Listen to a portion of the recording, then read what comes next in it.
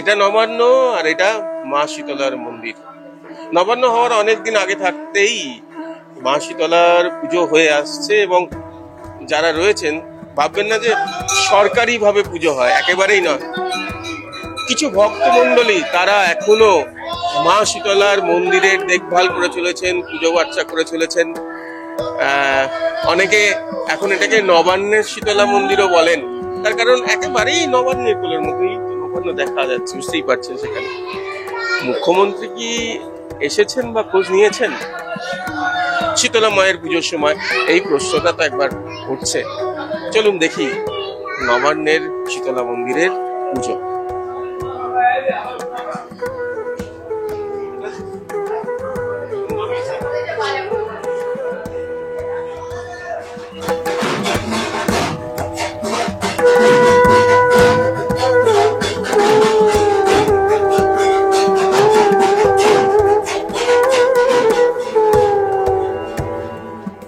নবান্নের কোলে এই মায়ের মন্দির।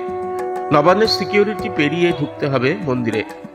কর্মকর্তারা বলেন ৩০০ বছরেরও বেশি প্রাচীন এই শীতলা মন্দির।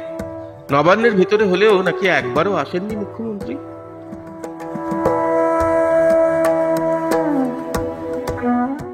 নবান্ন হবার অন্তত আরো আগে আমাদের এখানে মায়ের মন্দির এখানে ছিল না। মায়ের মন্দির ছিল যেখানে ব্রিজের ফ্লাইওভারটা আছে ওইখানটা ছিল। ওইখানটা আমরা বারণ করেছিলাম যে মায়ের মন্দিরকে ওখান থেকে সরানো হবে না। তাইতে ওরা বলেছিল যে মায়ের আগে, তার আগে একটা মন্দির ছিল সেটা পাশে আছে। ওরা তখন বলছে যে এই মন্দিরটাকে সরিয়ে যদি এইখানে হতে পারে তাহলে ওইখান থেকে আমরা এখানে সরাবো, আমরাই সব করে দেবো, অসুবিধা কি আছে। তাই তো আমরা রাজি হয়েছি, ঠিক আছে এখানে করবো। আর উপায় নেই তো, বৃহত্তম স্বার্থে সেই ক্ষুদ্রতম স্বার্থকে তো ত্যাগ করতেই হবে। মুখ্যমন্ত্রীকে আমরা অন্তত 10 থেকে 12 বার আমরা চিঠি দিয়েছি, আমন্ত্রণ করেছিলাম যে উনি অন্তত পুজোর দিনকে একবার আসুন। ওনার সেই সময় হয়নি, আসেনি।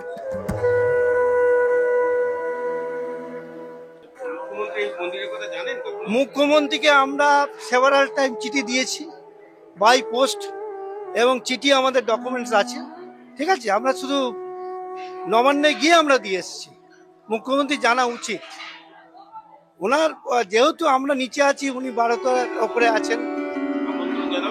আমন্ত্রণটা জানাচ্ছি সেভারাল টাইম, উনি আসুক।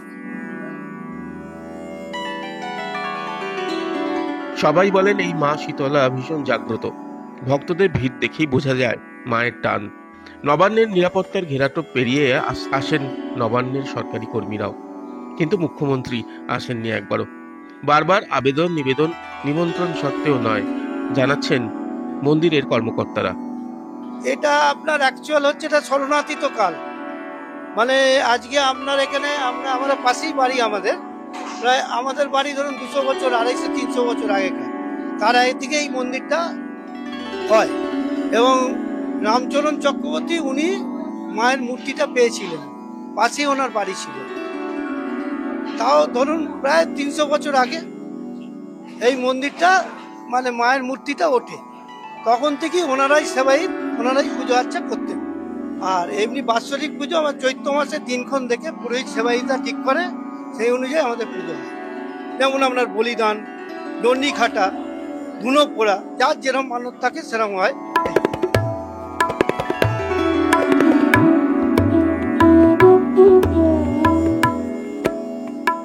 এই নবান্নেই সার্ভিস করি। এখন ঘটনা হচ্ছে, আমার এই ঠাকুর খুব জাগ্রত। আমরা প্রতিদিন অফিসে আসার সময় নমস্কার করে অফিসে ঢুকি, এবং বেরোনোর সময় নমস্কার করেই ঢুকি। এখন যেহেতু এটা গাঁট পড়ে গেছে, আমাকে এখান থেকে আসতে হচ্ছে। আজকে ছুটি থাকা সত্ত্বেও আমাকে, যেহেতু বাৎসরিক পুজো, আমাকে আসতেই হয়েছে। আর এই ঠাকুর খুব জাগ্রত, আমি যা বলি এবং সবাই যা বলে সেটাই, মানে ঠাকুর মন দিয়ে আমাদের কথা শুনে অ্যাকচুয়ালি মানে আমরা উপকারও পাই। আমি সেই জন্য জাগ্রত বলি, আমাকে এখানে আসতেই হয়। ঠিক আছে, হ্যাঁ নিশ্চয়ই আসবেন, ওনার সময় করে নিশ্চয়ই আসবেন।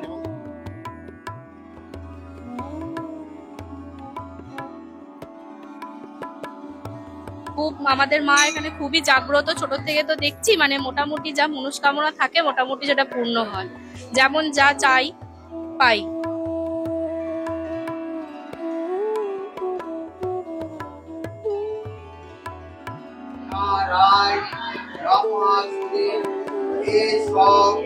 মা শীতলার পুষ্পাঞ্জলি চলছে। আর আমার দৃঢ় বিশ্বাস যে এই এই মন্ত্র এতটাই কাছে যে 14 তলাতেও পৌঁছচ্ছে। নবান্নের সমস্ত জায়গায় এই মন্ত্রোচ্চারণ, মন্ত্রের ধ্বনি পৌঁছচ্ছে। এবং সবাই চান যে এত কাছে যখন, তখন স্বয়ং মুখ্যমন্ত্রী যদি একবার আসেন মা শীতলার কাছে, এটা সবাই চান।